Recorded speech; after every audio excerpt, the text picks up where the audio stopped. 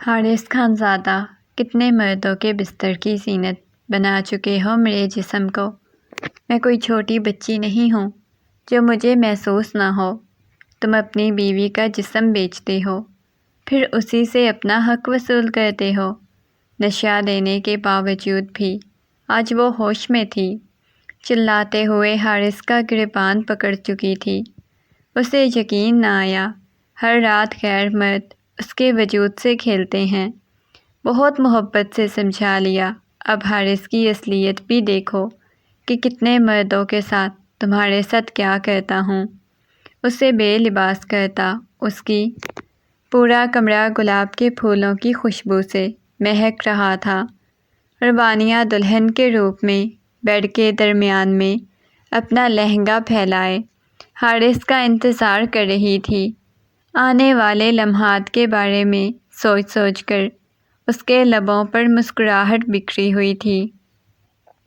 اس کی آنکھوں میں ایک عجیب سی چمک تھی، حارث کو حاصل کر لینے کی چمک، اپنی محبت کو حاصل کر لینے کی چمک۔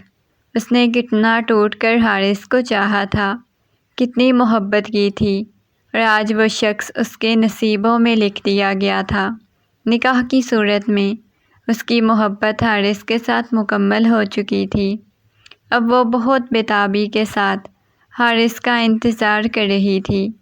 کافی وقت بعد کمرے کا دروازہ کھلا اور حارث کمرے میں داخل ہوا۔ اس کے علاوہ اس کے چہرے پر کسی قسم کی کوئی مسکراہٹ نہیں تھی۔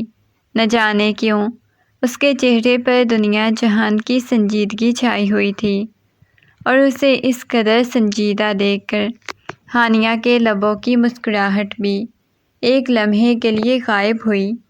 وہ اس کے سامنے آ کر بیٹھ گیا اور ایک خوبصورت سا ڈبی اس کے سامنے رکھی۔ یہ تمہاری منہ دکھائی کا تحفہ، اور ایک کام کرو، جا کر چینج کر لو، کافی رات ہو گئی ہے۔ میں بھی بہت زیادہ تھکا ہوا ہوں، یقیناً تم بھی تھک چکی ہوگی، اس وجہ سے جا کر چینج کرو اور سو جاؤ۔ یہ کہہ کر وہ وہاں سے اپنی شیروانی کے بٹن کھولتا ہوا سائیڈ پر پھینک کر آئینے کے سامنے جا کر کھڑا ہو گیا۔ وانیہ ناسمجھی کے عالم میں اس کی طرف دیکھتی رہی۔ جب اس نے مزید کوئی بات نہیں کی تو وانیہ اس کی طرف آئی۔ وہ آئینے کے سامنے کھڑا ہوا تھا۔ اچانک ہی اسے پیچھے سے اپنے بازوؤں کے حصار میں لیتے ہوئے بولی، کیا ہو گیا ہے؟ آپ اتنے زیادہ روکھے پھیکے انداز میں کیوں مجھ سے بات کر رہے ہیں؟ سب ٹھیک تو ہے نا؟ وہ نرمی سے اور محبت سے بات کر رہی تھی، کیونکہ وہ ایسا رویہ نہیں پسند کرتی تھی، نہ ہی اسے ایسے روکھے پھیکے رویے کی امید تھی۔ حارث نے مڑ کر اس کی طرف دیکھا، اس کے کندھوں سے پکڑ کر کہنے لگا، دیکھو کافی رات ہو گئی ہے، گھڑی کی طرف دیکھو، رات کے 2 بج رہے ہیں۔ میں بہت زیادہ تھکا ہوا ہوں، اس وجہ سے سونا چاہتا ہوں، ایک دفعہ فریش ہونے جا رہا ہوں۔ یہ کہہ کر وہ واش روم کی طرف چلا گیا۔ تھوڑی دیر بعد وہ سادہ سے ٹراؤزر شرٹ میں گیلے بالوں کے ساتھ باہر آیا۔ اسے دیکھتے ہی وانیہ کی پیشانی پہ بل نمودار ہوئے۔ یہ کیا بات ہوئی حارث؟ ایسے کون کرتا ہے؟ آپ کو پتہ ہے ہم نے کتنا کچھ سوچا ہوا تھا، بہت ساری باتیں کریں گے اور کتنا کچھ سوچا ہوا تھا۔ اب تو سب کچھ خاک میں ملا رہے ہیں، میرے ساتھ مذاق کر رہے ہیں نا؟ وانیہ کو ابھی بھی یقین نہیں آ رہا تھا اس کے روکھے پھیکے رویے پر کہ وہ ایسا رویہ اختیار کر سکتا ہے۔ اس رات کے متعلق وہ کتنی باتیں کرتا تھا، اتنا کچھ کہتا تھا، کتنا کچھ بتاتا تھا، یہ کرے گا وہ کرے گا، لیکن وہ کچھ بھی نہیں کر رہا تھا، محض سونے کے لیے لیٹ چکا تھا۔ اب کی بار وہ پریشان ہو گئی، وہ اتنی آسانی سے تو چینج نہیں کرنے والی تھی۔ حارث کے پاس جا کر بیٹھ گئی اور اس کے اوپر سے کمبل ہٹایا۔ حارث، مجھے آپ کے ساتھ بہت ساری باتیں کرنی ہے۔ آپ کو پتہ ہے نا ہم دونوں کتنی مشکل سے ملے ہیں، ہم دونوں ایک دوسرے سے محبت کرتے ہیں، کتنا ٹوٹ کے چاہتے ہیں۔ اس کے باوجود اب آپ میرے ساتھ ایسا کیوں کر رہے ہیں؟ پلیز حارث، میرے ساتھ باتیں کریں۔ مجھے آپ کی محبت چاہیے، آپ کا پیار چاہیے، بہت ساری محبت چاہیے۔ یہ کہہ کر وہ اسے اٹھانے کی کوشش کرنے لگی۔ اب کی بار حارث کو غصہ آ گیا۔ کیا بکواس ہے؟ میں نے بولا ہے نا کہ میں بہت زیادہ تھک چکا ہوں، اس وجہ سے سونا چاہتا ہوں۔ پلیز تم بھی کمرے سے باہر چلی جاؤ اگر تمہیں یہی فضول باتیں کرنی ہیں۔ اور وہ لڑکی حیرت سے اس کی طرف دیکھ رہی تھی۔ اس شخص کو حاصل کرنے کے لیے اس نے کتنی دعائیں مانگی تھیں، اور وہ بھی اسے کتنی محبت کرتا تھا۔ اس کے ساتھ شادی کرنے کے لیے سب سے زیادہ جھگڑا تھا، اور آج جب دونوں نکاح جیسے خوبصورت رشتے میں بن چکے تھے تو وہ اسے دور بھاگ رہا تھا۔ نہ جانے یہ کیا تھا۔ وہ واش روم کی طرف چلی گئی، تھوڑی دیر بعد چینج کر کے باہر نکلی، آئینے کے سامنے خود کو دیکھنے لگی۔ کیا میں حسین نہیں لگ رہی؟ خوبصورت نہیں ہوں؟ حارث کے لیے انہوں نے میرے ساتھ ایسا کیا، ایک دفعہ مجھے دیکھا تک نہیں، مجھ سے کسی قسم کی کوئی بات تک نہیں کی۔ شادی کی پہلی رات تھی، انہوں نے میرے ساتھ ایسا رویہ اختیار کیا۔ آج وہ خود کے ساتھ باتیں کر رہی تھی، اس کی آنکھوں میں سے آنسو بہہ رہے تھے۔ آئینے کے سامنے کھڑی مسلسل روئے جا رہی تھی، اس کی سسکیوں کی آواز سن کر۔ حارث جو سونے کی کوشش کر رہا تھا، اس کی آنکھ کھل گئی۔ اب کی بار پریشان ہوا، جلدی سے اس کے پاس آیا۔ کیا ہوا ہے؟ اس کے چہرے کو اپنے ہاتھوں کے پیالے میں بھرتا ہوا اس کے آنسو صاف کرنے لگا۔ دوبارہ سے اس کی آنکھوں سے مزید آنسو بہنے لگے۔ اس نے جھک کر آنسوؤں پر اپنے لب رکھ دیے اور اس کے آنسوؤں کو چوم لیا۔ کیا ہو گیا ہے؟ ایسے رونا تو بند کرو، مجھے بالکل اچھا نہیں لگ رہا تمہیں یوں روتا دیکھ کر۔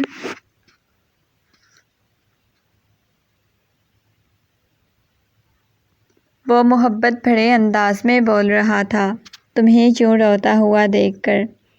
آپ سے مجھے بہت ساری باتیں کرنی ہیں۔ جب بھی وہ محبت کی بات کرتی تھی یا ایسی کوئی بات کرتی تھی، حارث پریشان ہو جاتا تھا، اسے دور چلا جاتا تھا۔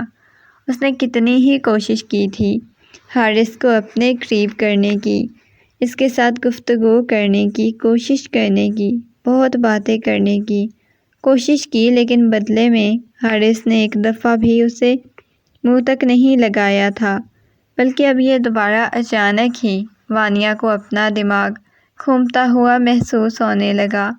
وہ اپنے بالوں کو مٹھیوں میں دبوچے ہوئے بیٹھ چکی تھی۔ حارث، پتہ نہیں مجھے کیا ہو رہا ہے، میرا سر بہت زیادہ گھومے جا رہا ہے۔ پچھلے 2 دن سے اسے ایسے ہی محسوس ہو رہا تھا۔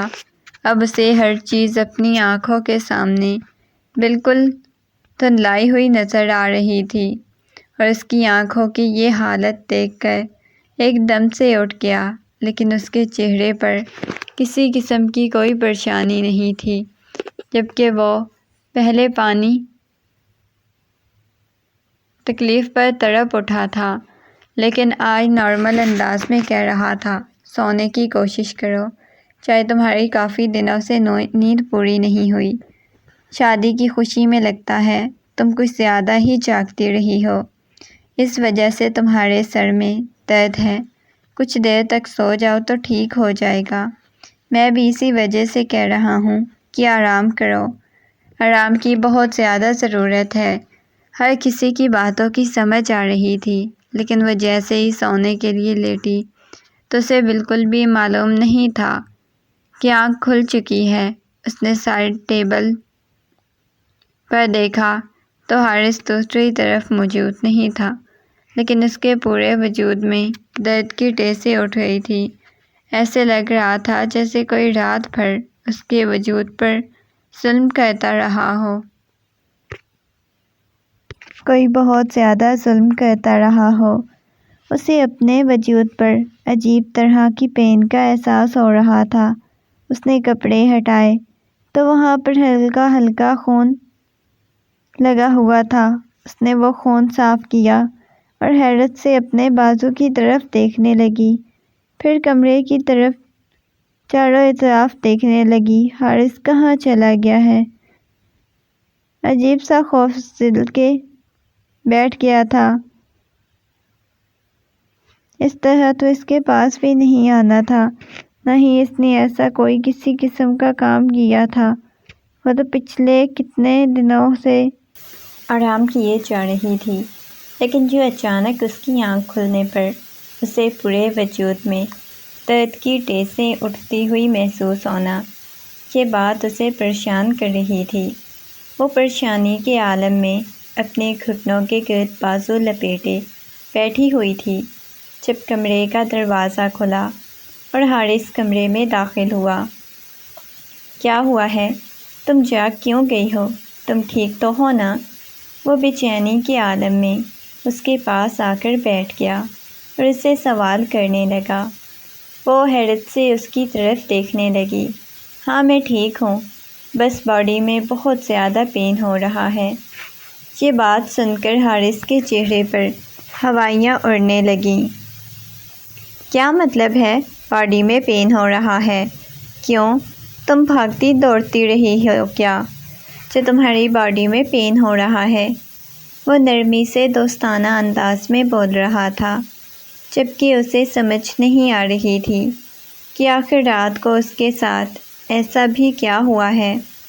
اسے بس اتنا یاد تھا کہ آخری دفعہ اس کا دماغ گھومنے لگ گیا تھا۔ ہر چیز اسے اپنی آنکھوں کے سامنے گھومتی ہوئی نظر آ رہی تھی، جس کے بعد وہ نیند کی وادیوں میں چلی گئی تھی۔ اچھا، زیادہ پریشان ہونے کی یا ٹینشن لینے کی ضرورت نہیں، چلو شاباش، سو جاؤ۔ یہ کہہ کر وہ اسے دوبارہ سے سونے کے لیے کہہ رہا تھا۔ نہیں، اب مجھے بالکل نیند نہیں آئی ہوئی، میں بس نماز پڑھنے لگی ہوں۔ یہ کہہ کر اٹھ کر نماز پڑھنے لگی۔ وہ کہنے لگا، کیا ہو گیا ہے؟ شاور تو لے لو، وہ نرمی سے بولا۔ تو وہ حیرت سے اس کی طرف دیکھنے لگی، نہ سمجھی کے عالم میں بولا، میرا مطلب ہے فریش ہو جاؤ نا، فریش ہونے کے بعد بالکل درد ٹھیک ہو جائے گا، وہ نرمی سے بولا۔ اور اسے سمجھ نہیں آ رہی تھی کہ حارث کا رویہ بھی اسے بہت بدلا ہوا لگ رہا تھا۔ شاور لینے کے بعد فریش ہو کر وہ باہر آئی، نماز پڑھنے کے لیے بیٹھ گئی۔ مسلسل حارث کی نگاہیں اپنے وجود پر ٹکی ہوئی محسوس ہو رہی تھیں۔ نماز پڑھنے کے بعد وہ واپس بیڈ پر آ کر لیٹ گئی، لیکن ابھی بھی اسے بہت عجیب سا محسوس ہو رہا تھا۔ حارث، مجھے سمجھ نہیں آ رہی کیوں میری باڈی میں اتنا پین ہو رہا ہے، پہلے تو اتنا شدید نہیں ہوتا تھا، مجھ سے تو اٹھا بھی نہیں جا رہا، چلا بھی نہیں جا رہا، وہ نرمی سے بول رہی تھی۔ دیکھو، پریشان ہونے کی ضرورت نہیں ہے، کچھ بھی نہیں ہے، وہ بس ویسے ہی تم تھکی ہوئی ہو نا، تو اس وجہ سے ایسا محسوس ہو رہا ہے، لاؤ میں دبا دیتا ہوں، وہ محبت بھرے انداز میں بولا، جبکہ رات کو تو اس کا بہت زیادہ روکھا پھیکا سا رویہ تھا، بہت سنجیدگی سے اس کے ساتھ بات کر رہا تھا، اب اسے دبانے کو بھی تیار ہو گیا تھا۔ کہنے لگی، ہاں ٹھیک ہے، یہ کہہ کر وہ لیٹ گئی۔ وہ بہت دھیرے دھیرے اس کے بازوؤں کو دبا رہا تھا اور واقعی میں اسے سکون سا مل رہا تھا۔ نہ جانے کب اس کا لمس محسوس کرتی وہ نیند کی وادیوں میں چلی گئی۔ صبح اسے اپنے چہرے پر لمس سا محسوس ہوا، پورے کمرے میں روشنی پھیلی ہوئی تھی۔ اس نے بمشکل اپنی آنکھیں کھولی تو حارث اس کے قریب تھا، اپنا جا بجا لمس چھوڑ رہا تھا، اور یہ دیکھتے ہی اس کی دھڑکنیں بہت تیز ہو چکی تھیں۔ اپنی دھڑکنیں کنٹرول کرنا اسے بہت مشکل لگ رہا تھا۔ کیا ہو گیا ہے تمہیں میری جان؟ کیوں جان نکلنے لگ گئی ہے؟ وہ اس کے کان میں سرگوشیانہ انداز میں بولا۔ اس کے لب اس کی کان کی لو سے ٹکرا رہے تھے۔ وہ نفی میں سر ہلاتے ہوئے بولی، نہیں، مجھے تو کچھ بھی نہیں ہوا۔ یہ کہہ کر اس کے سینے پہ ہاتھ رکھتے ہوئے خود سے دور کرنے کی کوشش کرنے لگی۔ وہ اس کی پیشانی پہ اپنے لب رکھے کہنے لگا، میں نیچے جا رہا ہوں۔ اتنی زیادہ شاید تمہیں نیند آئی ہوئی ہے، تم پھر سے سو گئی تھی۔ وہ کہنے لگی، پتہ نہیں، ایسا محسوس ہو رہا ہے جیسے بہت زیادہ تھکاوٹ ہوئی پڑی ہے، اس وجہ سے میں دوبارہ سونے کے لیے لیٹ گئی تھی۔ اب جائیں، میں فریش ہو کے نیچے آتی ہوں۔ یہ کہہ کر اس نے حارث کو بھیج دیا، لیکن ابھی بھی اسے اپنے سارے وجود میں درد کی ٹیسیں اٹھتی ہوئی محسوس ہو رہی تھیں، اور اسے سمجھ نہیں آ رہی تھی آخر ایسا ہوتا کیوں ہے۔ وہ جب نیچے آئی تو منزہ بیگم کی نگاہیں مسلسل اسی پر ٹکی ہوئی تھی۔ وہ سر سے لے کے پاؤں تک اس کا جائزہ لے رہی تھی، پھر مسکراتے ہوئے بولی، گڈ مارننگ بیٹا، کیسی طبیعت ہے تمہاری؟ انہوں نے نرمی سے پوچھا۔ جی پھپھو جان، میری طبیعت بالکل ٹھیک ہے۔ یہ کہہ کر وہ ناشتہ کرنے کے لیے بیٹھ چکی تھی، لیکن نہ جانے کیوں اسے سب کی نگاہیں اپنے وجود کے آر پار ہوتی محسوس ہو رہی تھی۔ اب کی بار تو ہاتھ بھی کپ کپانے لگ گئے تھے۔ سب اسے اس انداز میں کیوں دیکھ رہے تھے؟ بھابھی، آپ نے تو میرے بھائی کو ایسے پاگل کیا ہوا ہے کہ آپ کے علاوہ کچھ نظر نہیں آتا۔ پاس بیٹھی سونیا نے ہنستے ہوئے کہا۔ اس نے نگاہیں اٹھا کر سونیا کی طرف دیکھا، پھر زبردستی اپنے لبوں پر مسکراہٹ سجا لی۔ حارث نے گھور کر اپنی بہن کو دیکھا، جو اسے تنگ کرنے کی کوشش کر رہی تھی، جبکہ ابھی تک وہ انہی سوچوں میں مگن تھی۔ رات کو جب ان دونوں کے درمیان کچھ بھی نہیں ہوا تھا، اس کے باوجود اس کی کنڈیشن ایسی کیوں تھی جیسے کسی نے اس پر بہت زیادہ ظلم و تشدد کیا ہو۔ اس وجہ سے وہ تھوڑی پریشان نظر آ رہی تھی۔ حارث اس کی پریشانی اچھی طرح نوٹ کر رہا تھا، لیکن کسی قسم کا رسپانس نہیں دے رہا تھا۔ اس کی ہلکی سی اداسی پر بھی سارے گھر کو سر پر اٹھا لینے والا حارث اتنا ریلیکس کیسے ہو سکتا تھا؟ یہ بات اسے سمجھ نہیں آ رہی تھی۔ اسے اتنی لاپرواہی پسند نہیں تھی، اب اسے کوفت ہونے لگی تھی۔ وہ ناشتہ ادھورا چھوڑ کے اپنے کمرے کی طرف چلی گئی۔ اسے کیا ہوا ہے؟ لگتا ہے تم نے ایک ہی رات میں اتنا زیادہ بگاڑ دیا۔ میں نے بولا تھا کہ اپنی بیوی کو اس کی حد میں رکھنا، لیکن شاید تمہیں میری بات کا اندازہ نہیں ہوا کہ میں کیوں یہ بات بول رہی ہوں۔ وہ سنجیدگی سے کہہ رہی تھی۔ وہ وہاں سے اٹھ کر کمرے میں آ گیا۔ کمرے میں داخل ہوتے ہی اس نے دیکھا تو وہ سامنے اسے کہیں نظر نہیں آ رہی تھی۔ وہ پریشان ہو گیا، اس کی پیشانی پہ بل نمودار ہوئے۔ وہ کمرے میں ہی تھی، لیکن پھر کہاں چلی گئی تھی؟ وانیہ، تم کدھر ہو؟ اس نے جیسے ہی وانیہ کا نام پکارا تو اسے اندازہ ہوا کہ وانیہ تو واش روم میں ہے۔ اب کی بار پھر سے اس کی پیشانی پہ بل نمودار ہوئے۔ تھوڑی دیر بعد وہ باہر نکلی تو اس کے بال بھیگے ہوئے تھے۔ ایسے لگ رہا تھا جیسے ابھی شاور لے کر آئی ہو۔ ابھی اس نے صبح ہی تو شاور لیا تھا۔ اچانک سے اس سے پھر کیا ہوا؟ وہ جلدی سے وانیہ کے پاس آیا۔ تمہیں کیا ہوا ہے؟ تم نے اگین سے کیوں شاور لیا؟ وہ پریشانی کے عالم میں پوچھنے لگا، تو وانیہ نے اس کی بات کا جواب نہیں دیا۔ آئینے کے سامنے جا کر کھڑی ہو گئی۔ اسے سمجھ نہیں آ رہی تھی وانیہ ایسا رویہ کیوں اختیار کر رہی ہے۔ وانیہ، میں تم سے کوئی بات کر رہا ہوں، میری بات کا جواب کیوں نہیں دے رہی؟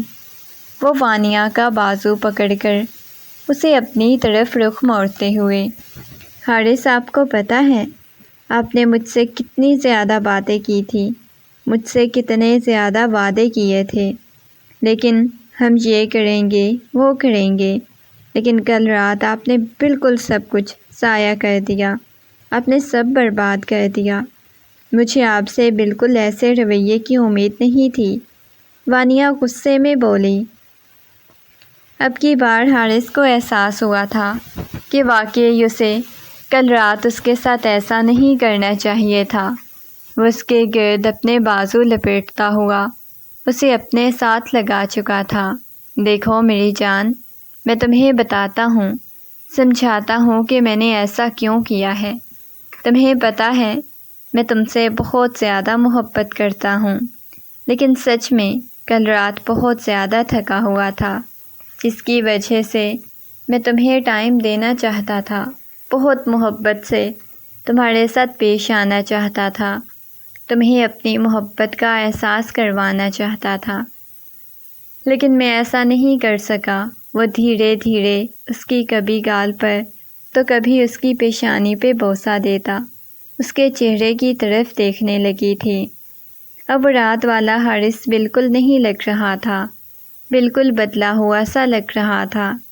رات ولیمے کے فنکشن کے بعد میں تمہیں اچھی طرح احساس کرواؤں گا کہ میں تم سے کتنی زیادہ محبت کرتا ہوں۔ وہ ایک آنکھ کا کونا دباتے ہوئے بولا تو وانیہ مسکراتے ہوئے اس کے سینے پہ سر ٹکا گئی۔ آپ کو پتہ ہے مجھے کل رات کتنا زیادہ خوف محسوس ہونے لگ گیا تھا کہ کہیں آپ بدل تو نہیں گئے، کہیں آپ کے دل سے بھی میرے لیے محبت ختم تو نہیں ہو گئی۔ وہ اداسی سے بولی تو وہ اسے اپنے قریب کرتا ہوا بولا، میری جان ایسے کیسے؟ اتنی جلدی محبت تھوڑی نہ ختم ہو جاتی ہے، اتنی کچی محبت نہیں تھی کہ حاصل ہوتے ہی ختم ہو جائے۔ ابھی تو ہم نے بہت لمبی مرنے تک زندگی گزارنی ہے۔ تمہیں ابھی سے لگ رہا ہے کہ میں تم سے بیزار ہو گیا ہوں، دوبارہ کبھی ایسا سوچنا بھی مت۔ وہ بہت محبت سے بول رہا تھا، جبکہ وانیہ نہیں جانتی تھی کہ اس شخص کے دماغ میں کیا چل رہا ہے۔ بظاہر تو اس کے ساتھ محبت سے پیش آ رہا تھا، لیکن اس نے اپنے چہرے پر مسکراہٹ بھی زبردستی کی سجائی ہوئی تھی، ورنہ تو اسے مسکرایا بھی نہیں جا رہا تھا۔ بس وہ وانیہ کے پاس کھڑا رہا، پھر کہنے لگا، چلو ٹھیک ہے وانیہ، مجھے ایک ضروری کام سے جانا ہے، رات کو ملتے ہیں۔ وانیہ نے اس کے بازو سے پکڑ لیا اور اپنے قریب کر لیا۔ نہیں، آپ ایسے کیسے جانے دوں آپ کو؟ ابھی تو مجھے آپ کے ساتھ بہت ساری باتیں کرنی ہیں۔ آپ کو کون سے کام یاد آ گئے ہیں؟ وانیہ نے اسے اپنے قریب کر لیا۔ دیکھو وانیہ، ابھی ضد نہیں کرو، رات کو ولیمے کا فنکشن ہے تو اس کی بھی تیاری مجھے کرنی ہے، پلیز۔ یہ کہہ کر وہ زبردستی اپنا بازو چھڑاتے ہوئے وہاں سے چلا گیا۔ اتنے میں اس کی پھپھو جان کمرے میں آئی، ان کے ساتھ پارلر والی موجود تھی۔ دیکھو کل بھی بارات والے دن یہ بالکل اچھی نہیں لگ رہی تھی، میرے بیٹے نے تو جی بھر کے دیکھا بھی نہیں، اتنی بری لگ رہی تھی۔ ایک کام کرنا، اس کا بہت اچھے سے میک اپ کرنا، بلکہ پہلے ایک دفعہ فیشل کر لینا۔ اس کی ساس پارلر والی کو ہدایت دے رہی تھی اور وہ ہونکوں کی طرح پارلر والی کو دیکھ رہی تھی۔ ابھی تک ولیمے کے فنکشن میں کافی وقت پڑا ہوا تھا، ابھی سے اس کی ساس پارلر والی کو لے کے کیوں آ گئی تھی؟ وہ دھیرے دھیرے پارلر والی نے اس کا میک اپ کرنا شروع کر دیا۔ اس نے تقریباً 2-3 گھنٹے کے کام کو 5-6 گھنٹے کے لیے لٹکا دیا، دھیرے دھیرے ہر کام کو کر رہی تھی، جبکہ وانیہ بیٹھ بیٹھ کے بہت زیادہ تھک چکی تھی۔ اسے ایسے لگ رہا تھا جیسے تھکاوٹ کی وجہ سے اس کی ہڈیاں ٹوٹ جائیں گی۔ میری طبیعت ٹھیک نہیں ہے، پلیز کچھ دیر ریسٹ کرنا چاہتی ہوں، اس نے پارلر والی کو کہا، لیکن پارلر والی نے اس کی کوئی بات نہ سنی۔ رات تک وہ اللہ اللہ کر کے تیار ہوئی تھی اور اس نے ابھی تک اپنے شوہر کو نہیں دیکھا تھا۔ تیار ہونے کے بعد آئینے کے سامنے کھڑی خود کو ایک نظر دیکھ رہی تھی۔ اتنے میں کمرے کا دروازہ کھلا اور حارث کمرے میں داخل ہوا۔ اس نے جیسے ہی کمرے میں قدم رکھا، اسے آئینے کے سامنے کھڑا ہوا دیکھ کر وہ ایک دم سے ٹھٹک گیا۔ وہ اس قدر حسین لگ رہی تھی۔ اس وقت حارث کو اپنے جذبات پر قابو پانا بہت مشکل لگ رہا تھا۔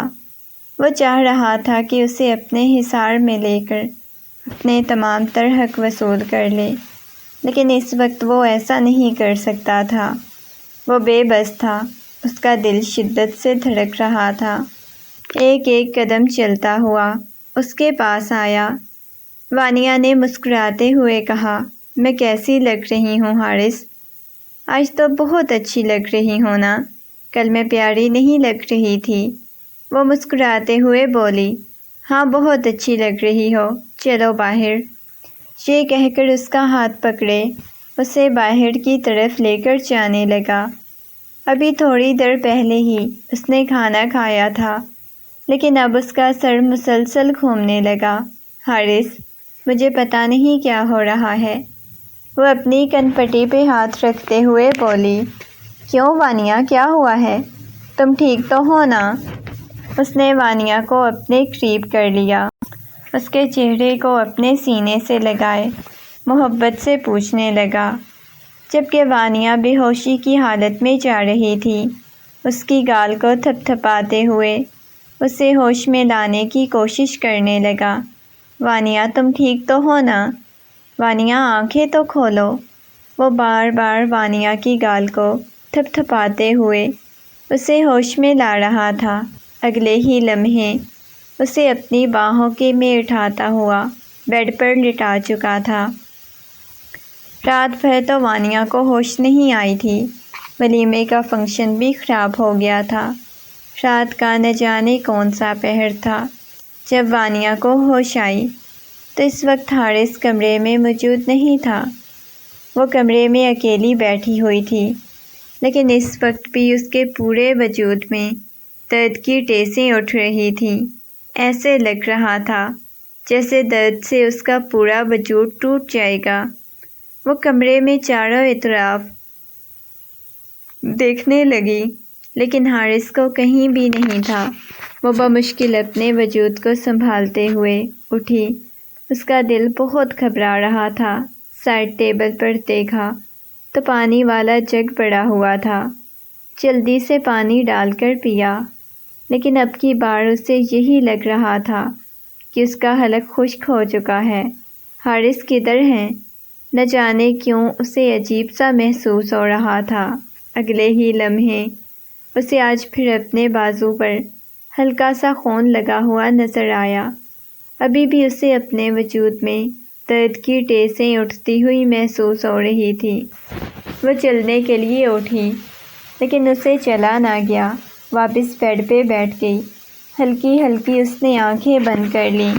اتنے میں کمرے کا دروازہ کھلا۔ اس سے پہلے کہ وہ کچھ اور کہتی، اسے کسی اور مرد کے بولنے کی بھی آواز آئی۔ دوبارہ سے اس کا سر گھومنے لگ گیا، لیکن ہلکی ہلکی اس مرد کی باتوں کی آواز اس کے کانوں میں پڑ رہی تھی۔ جو کچھ وہ حارث کو کہہ رہا تھا، وہ سننے کے بعد وانیہ کو یوں لگا جیسے کسی نے ساتوں آسمان اس کے سر پہ گرا دیے ہوں۔ وہ آنکھیں بھی نہیں کھول پا رہی تھی۔ اچانک اسے اپنی بازو پر کسی غیر مرد کا لمس محسوس ہو رہا تھا۔ وہ بے ہوشی کی حالت میں بھی اپنا بازو چھڑانے کی کوشش کر رہی تھی۔ تم ٹھیک تو ہو نا؟ کبھی اسے اپنے کانوں میں اپنے شوہر کی آواز آنے لگتی تو کبھی کسی مرد کی۔ اچانک عجیب سا درد محسوس ہونے لگا۔ اٹھنا چاہ رہی تھی، لیکن وہ اٹھ نہیں پا رہی تھی۔ ایسے لگ رہا تھا جیسے اس کے پورے وجود کو بے جان کیا جا رہا ہو۔ وانیہ بہت پریشان ہو گئی تھی۔ بند آنکھوں میں سے بھی آنسو بہہ رہے تھے۔ ہلکی ہلکی آواز اس کے کانوں میں گونج رہی تھی، لیکن تھوڑی دیر بعد وہ بھی گونجنا بند ہو چکی تھی۔ وہ بالکل بے ہوش ہو چکی تھی۔ صبح جب اس کی آنکھ کھلی تو حارث کمرے میں موجود نہیں تھا۔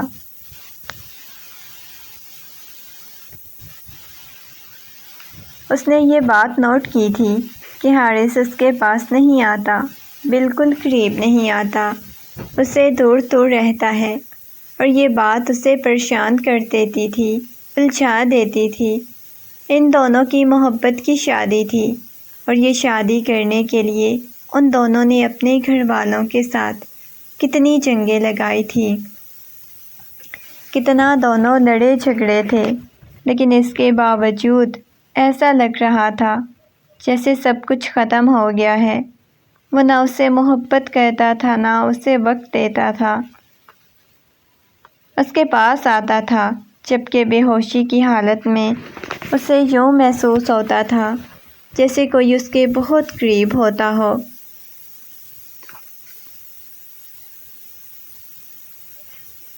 اور یہ باتیں اب اسے الجھائے رکھتی تھی، پریشان کرنے لگ گئی تھی، روتی رہتی تھی۔ اس کی آنکھوں کے گرد سیاہ حلقے پڑ چکے تھے۔ اسے یہی لگ رہا تھا کہ حارث اسے توجہ نہیں دیتا، محبت نہیں دیتا، اس کی وجہ سے یہ سب کچھ ہو رہا ہے۔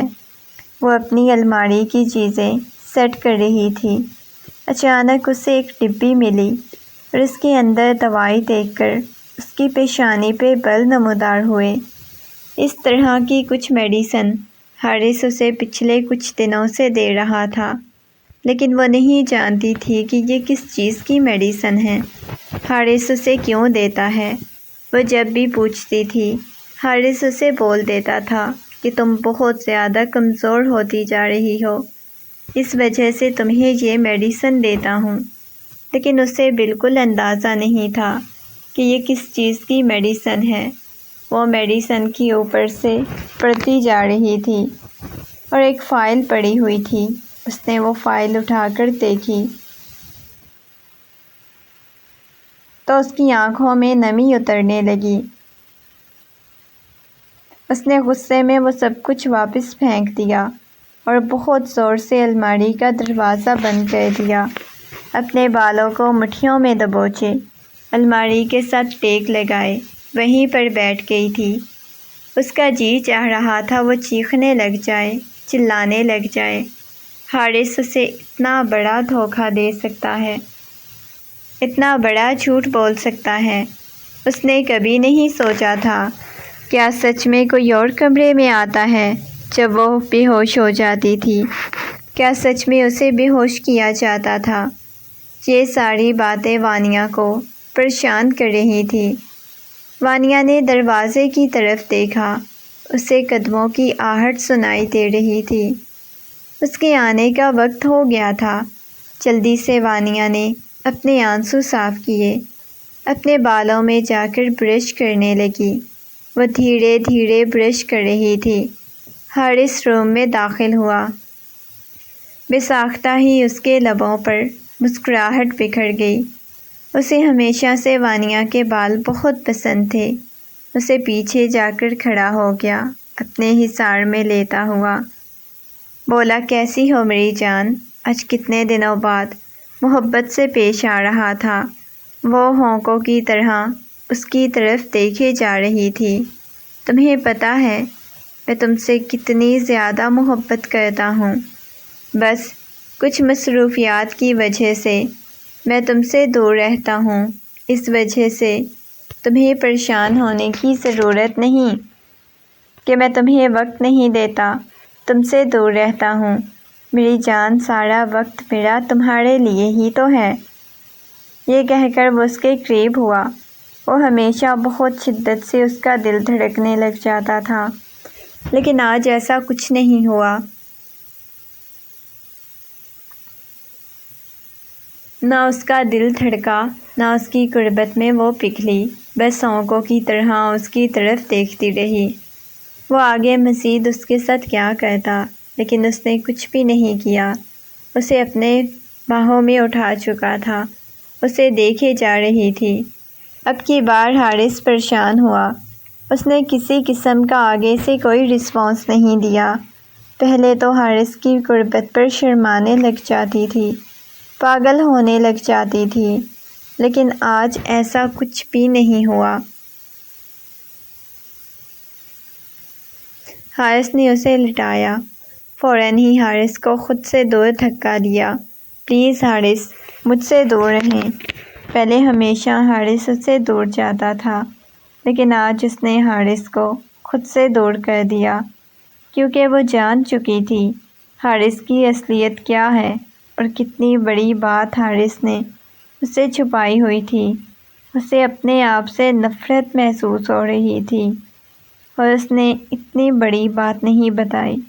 اسے غصہ بھی آیا ہوا تھا، اذیت اور تکلیف میں مبتلا ہو چکی تھی، دل خون کے آنسو رو رہا تھا۔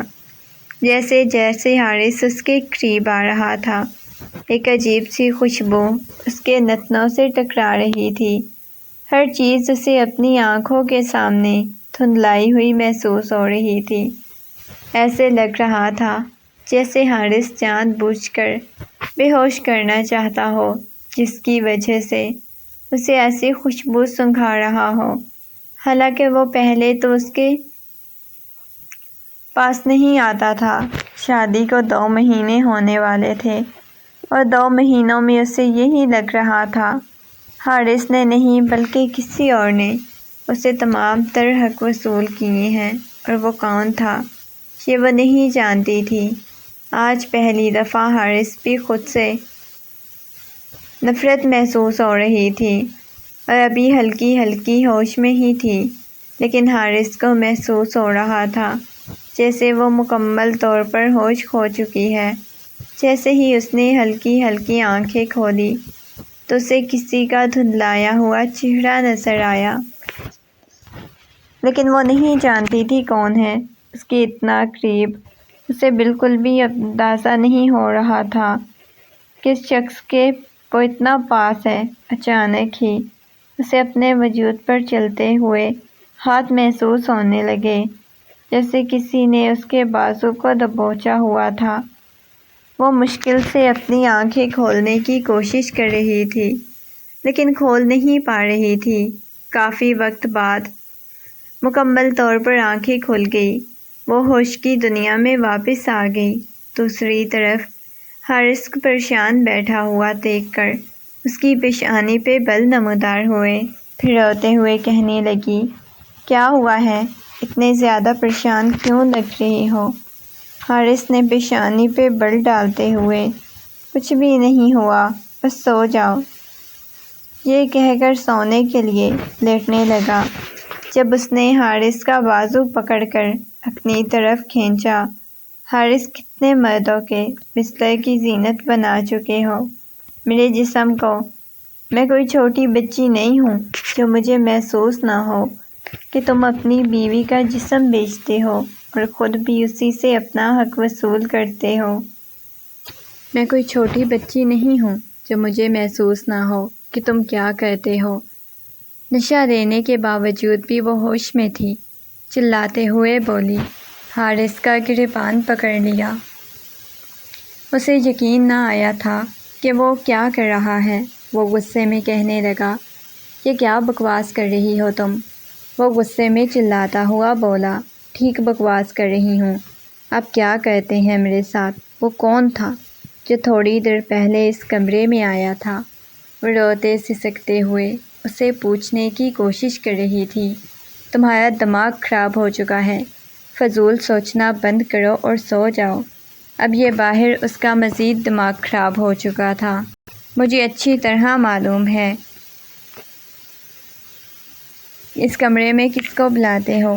وہ بار بار ایک ہی بات بولے جا رہی تھی جب زوردار تماچا حارث نے اس کے منہ پہ مارا۔